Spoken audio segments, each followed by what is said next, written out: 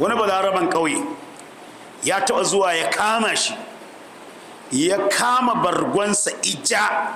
Bargon yana da kaushi, yana da kaifi a bakin bargon, har sai da bakin bargon ya karci mafi tsarkin fata, mafi kyan fata ta wuyan manzan Allah sallallahu alaihi wasallam, saboda tsananin jan da yi masa.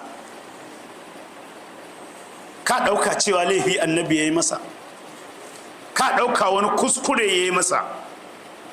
sai ce ya Muhammad, wannan ya nuna maka ɗan jahiliya ne. Murli min malillahi alladhi indaka, umarci a bani dukiyar Allah da cike gurinka. Bara fa yazo, roƙo yazo, amma da irin wannan kaushin halin, da irin wannan mu'amalar, ice yi umarni cikin dukiyar Allah da take gurinka. Sai annabi ya sama ya karkata, ya kalle shi, yayi dariya, yace a ɗauka a bashi. Ka san da wannan zamani ne da ci dukan tsiya. Ya ba za mu saurare shi ba wallahi tallahi. Annabin Allah ka shako shi. Kuma wai ba ni dukiyar Allah wadda take gurinka. Yace a ɗiba a bashi. Anas dan Malik ya yi masa hidima, ya zauna a gidansa ya yi aiki na tsawon shekara 10. Koyaushe iya tare da annabi. In annabi ya yi tafiya tare da shi yake, in ya dawo ma tare da shi yake. Amma bai taba ce masa dan me ka aikata kaza ba, ko dan me yasa baka yi kaza ba. Tunda yake annabi sallallahu alaihi wasallam bai taba dukan wani mutum da hannunsa ba. Barkanmu da dawowa. Kun ji liman ya ja hankali har yanzu akan halaye na annabi alaihi salatu wassalam, domin dai Allah subhanahu wata'ala yana umartar mu da mu yi koyi da halayensa. Daga cikin kyawawan halan annabi alaihi salatu wassalam bai taba duka kowa ba, ko dabba ko ɗan adam ko namiji ko mace, bai taɓa sa hannunsa ya dake wani ba. Anas ɗan Malik babban khadimin gidan annabi alaihi salatu wassalam ne, ya ɗauki shekaru da dama yana wa manzon Allah sallallahu alaihi wasallam hidima. Anas ɗan Malik ya ce ko da ɗaya annabi bai taɓa masa tsawa ba, bai ma taɓa tambayar sa ba me yasa kai kaza, me yasa ba kai kaza ba, sallallahu alaihi wasallam. Wannan na daga cikin halaye da ya kamata mu yi koyi da shi. Munan idan kana mutum hidima ko kana ainihin yi masa wani aiki a gidansa, idan kai kuskure sai ya dinga wulakanta ɗan adam, yana cin mutuncin ɗan adam, yana nuna cewa shi wannan ɗan adam in kamar ma ba mutum ba, kamar ma ba Allah ya yi shi ba. Bayan Allah subhanahu wata'ala yana cewa wa laqad karramna bani adam, mu mun karrama ɗan adam. Ko da ya maka kuskure to sai ka kira shi bil hikmati wal mau'izatil hasana, kai masa nasiha zai saurare ka, kai masa wa'azi zai saurare ka, ka fahimtar da shi, kila ma kuskuren ma bai ma san yayi ba. Amma mu ba haka muke ba. Annabi alaihi salatu wassalam ya kasance bai taba dukar wani dan adam ba. Idan ka ga ya daki abu to wajen jihadi ne, amma bai taba duka ba, bai taba dukan namiji ba, barantana mata.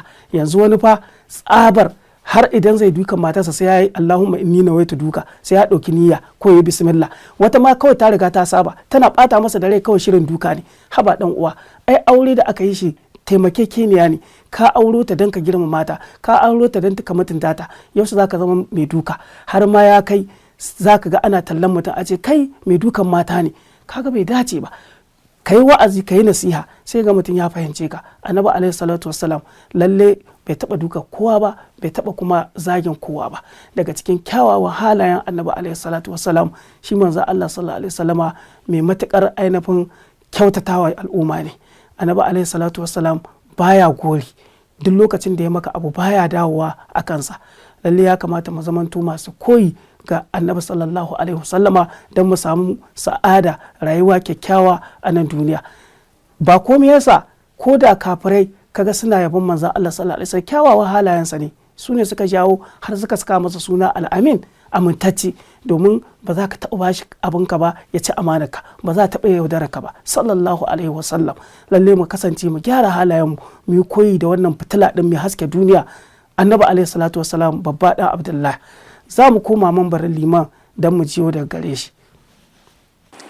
Wani mutum ya zo gurinsa ya nemi ya taimaka masa, sai aka yi ta kaɗo dabbobi, tumaki, ana tsare su a tsakanin wasu duwatsu guda biyu. Sai da ya cika masa tsakanin wannan duwatsun guda biyu, wato da dabbobi. sai mutumin ya koma garinsu. Annabin fa ba saninsa ya yi ba, kawai mutumin ƙauye ne, amma saboda annabi hasanma yana kwaɗayin kyan halinsa yana sa ran ya karbi addinin Allah. Aba mutumin nan sai ya koma cikin jama'arsa yana cewa, kai jama'a ku je ku bi annabi Muhammad sallallahu alaihi wasallam, saboda yana yin kyautar wanda baya jin tsoron talauci. Ya fi kowa gudun duniya, baya kwaɗayinta, baya neman ƙawarta, baya neman tarata. An taɓa bashi zaɓi cewa, ya Rasulallah, in ka yadda ka rayu a duniya iyayen da kake so, in kuma ka yadda za ka koma wajen mahalicinka. Ya ce, na yadda ilar rafiƙil a'ala, na yadda in koma zuwa ga Allah. Da Allah ɗan kwatanta abin a kanka, cewa da kai za a ba wa zaɓi cewa za ka rayu, da Allah mai kake zato? Ai sai ka ce shekara 100, kai 100 ba ta yi kaɗan, 1000, don kana son ka ga me zai auku a zamani kaza.